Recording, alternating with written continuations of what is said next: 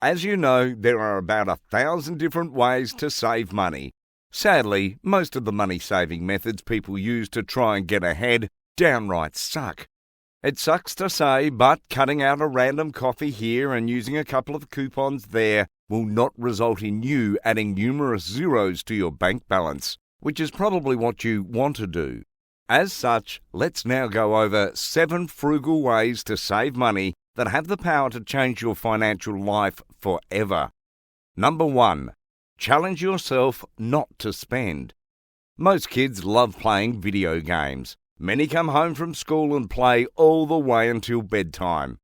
The reason kids are so hooked on these games isn't the graphics or the community, but the challenge that these games pose.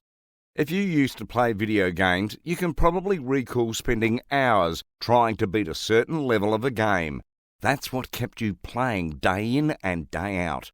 Sadly, as we get older, we often do everything we can to avoid facing challenges in our lives, and this is actually a detriment to our ability to save more money. You see, most people fail to save money because they simply lack any reason for doing so. It's kind of like eating healthy. If you don't have a dress to fit into, a race to run, or a beach to look good on, then most people will start to slack on their chicken and broccoli diet and opt for more delicious food options instead. The same thing happens with our money. When we don't have any reason to save, we simply don't. This is where challenges come into play. One of the easiest ways to instantly improve your finances is to gamify them. And in the context of saving money, you can start using no spending challenges. Now, these challenges can come in many forms, but the ones found to be the most useful are no spend weeks or months. If you're unfamiliar, these challenges involve you not spending any money on non-routine expenses over a specific period of time. For instance, you may cut out drinks at the bar or buying clothes online for a period of a week, a month, or even longer, depending on how lengthy you want your no-spending challenge to be. Now, why do these challenges work so well? There are 2 reasons. First, most people are rather competitive, and so when you are competing against yourself or another person, you will naturally put more effort into not spending money, which in turn makes saving a whole lot easier. Second, when you stop spending money for a specific period of time, you start to learn what you can and can't live without. This is the real benefit of no spending challenges. Being able to dive deeper into what items provide you value and which don't is essential in setting up long-term savings habits. As such, it's advisable you start your own spending challenge today, and soon it will be a challenge just to fit all your newly saved cash inside that piggy bank of yours. Number 2, set saving goals. Most people have what you'd call wandering money, which is money that has no real purpose. Sadly, the more of this wandering money you have, the less likely you'll be to save money and see your wealth grow over time. So the question you probably have is, how do I know if I have wandering money or not? So let's get into that now. A telltale sign that you possess wandering money is that you have money that you have assigned no particular use for. A great example of wandering money is holding excess cash in your bank. Unless you are holding it to pounce on a down market or to top up your emergency fund, then likely this money is going to wander until it's spent on other material goods you simply do not need. If you want to limit how much wandering money you possess, your best course of action is to set savings goals. I believe every single person, yes, you included, should have short, medium, and long-term savings goals. For instance, you may want to save $1,000 this year to go on a weekend trip with your spouse. In the medium term, you may want to save up $25,000 to buy a new car. Finally, in the long term, you should have ambitions to save up for retirement. Go ahead and comment below what your current financial goals are, and let's see if we have some in common. Now, as soon as you set these goals, naturally your money will start to flow towards meeting them, turning your idle wandering cash into focused money. Then, every time you hit a new goal, set another one to replace it, and the more goals you reach, the more money you will end up saving. Number 3, track everything. If you really want to get serious about getting ahead financially, you need to track your finances like an ex-girlfriend tracks the love of their life. And if you do, what you'll start to notice is that the more deliberate you are with your finances, the more progress you will make. For instance, when you start setting income and savings goals, you automatically move closer to reaching them. And I can tell you firsthand that tracking your finances will be a game changer in your quest for more financial prosperity. Now, tracking your finances is not a sexy subject. However, seeing more zeros in your bank account is. So let's go over a foolproof, low-effort financial tracking system you can implement today. There are only 2 items you need to see dramatic results in your finances: a budget and a tracking system. Given most people hate budgeting, so the easiest budget they can use is a 80-20 budget. With this budget, 80% of your income goes towards spending, 20% goes towards saving. So if you make $5,000 after taxes every month, you can spend up to $4,000 while you save the rest. However, aiming to save $1,000 and actually doing so are 2 different things.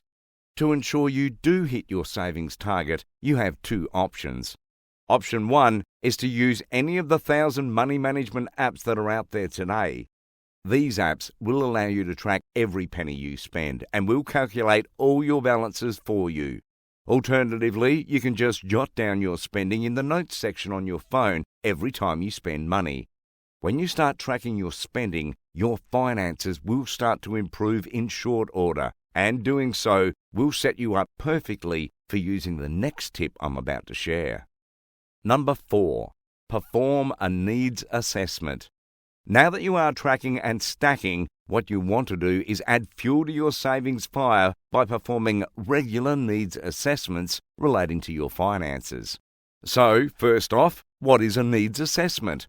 As the name implies, a needs assessment is an exercise that helps you delineate what items you are spending money on that you deem as a need versus just a want, and the most frugal among us are great at separating the two. For instance, in the past you may have deemed a 2-bedroom apartment to be a need in your life. However, when you've adopted a more minimalist lifestyle, you may in fact need less room, with a studio apartment being sufficient. However, most of the time you only come to this realization when you are deliberate in thinking about what you truly want versus need. Speaking of things you need to be subscribed so you don't miss any future videos. So please consider hitting that big red button below if you haven't already. Now, going back to your financial wants and needs. It's recommended that you perform a needs assessment every quarter. With your expense log in hand, review your expenses and ask yourself which are needs and which are wants. Over time, some items will move from one category to the other, and the more you review these expenses, the more cognizant you will be of how much value they truly bring to your day-to-day life. Number 5, plan ahead. Failing to plan is failing to save money, that is. You see, most people take a laissez-faire attitude towards saving, which, as we talked about earlier, leads to a lot of wandering money. However, the most frugal among us are avid planners, and as such, reap the rewards of being prepared to tackle each and every day. Now, you may be wondering how planning saves you money, so let me hit you with a few quick tips that will have you stacking up mounds of cash in no time. When it comes to saving money on food, planning is a must.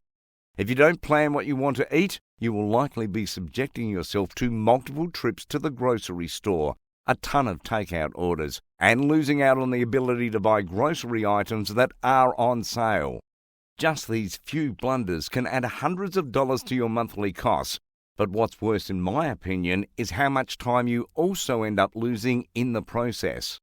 Another example when failing to plan costs you money relates to transportation. If you've spent your fair share of cash on Ubers, then you'll know that this expense could be sidestepped with a bit more planning. For instance, you could save some cash by designating a driver when going out to the bar or planning to take the bus rather than rushing to your destination via a paid taxi service. This is all to say that a little thought can go a long way when trying to save money, and most often you'll also be saving yourself time, which is just as valuable of a resource to be sparing. Number 6. Capitalise on free money. Chances are, if you were offered $1,000 for free, you would take it. Who wouldn't, right? We all like the idea of collecting free cash, yet so many people are turning down free money every single day, and one of the best examples of this relates to our retirement. Right now, 68% of employees offer 401k programs, many of which offer contributions matching up to a certain percentage of your income.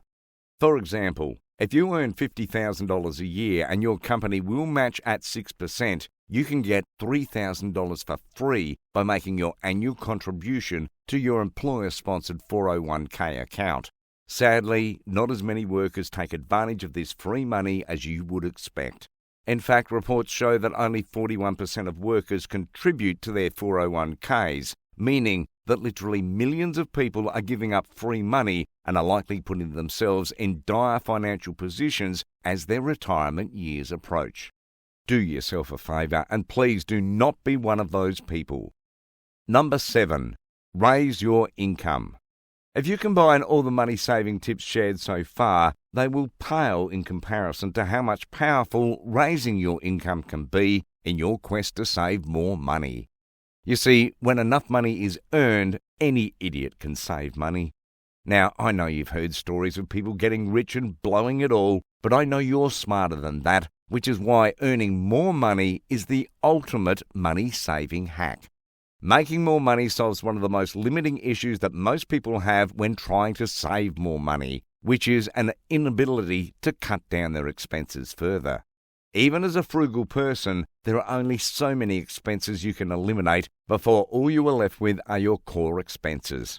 When you get to this point, you're now stuck in your quest for more savings. However, when you lean on income as a money-saving tool, your ability to save becomes infinite. So the real question we need to answer is, what is the best way to raise your income? There are 3 options I typically recommend, moving from the least to the most effective. The least effective way to make more money is to rely on raises at your current job. Most people get raises of 2 to 3%, which will result in making a few extra $1,000 a year, and even less when taxes are considered. If you want to start saving big bucks, do not solely rely on raises to get you there. The second option is to pick up a part-time job or start a side hustle. This is the best approach for people who want to make money as soon as possible, and there is a lot more potential for saving if you are willing to put in the work. Finally, there's starting a business. This may sound intimidating to some, but if you really want to make a dent in your savings efforts, do not overlook this means of doing so. Nowadays, you can start an online business for free. Plus, you can access more people than any brick-and-mortar store ever could, which gives your income the unlimited upside potential. Once you have any of these new income methods in place, saving more money will be easy. And if you want to learn how you can easily save 60% of your income, click on this next video and let's get started.